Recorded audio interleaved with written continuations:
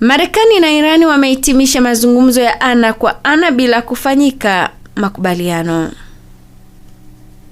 Maafisa wa Marekani wamesema mazungumzo hayo yamesambaratika mara baada ya Irani kukataa kujitolea kuachana na mpango wake wa silaha za nyuklia, hali ambayo inatilia shaka usitishaji wa mapigano wa wiki 2 uliopo kwa sasa.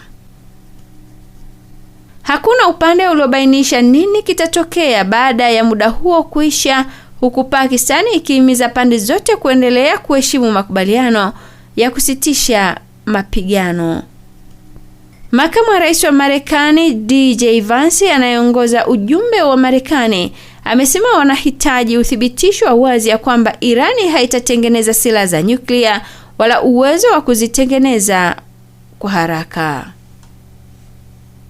Msemaji wa Wizara ya Mambo ya Nje wa Irani Ismail Baghaei amesema mazungumzo yalivunjika kutokana na tofauti katika masuala muhimu ikiwemo mlango bahari wa Hormuz.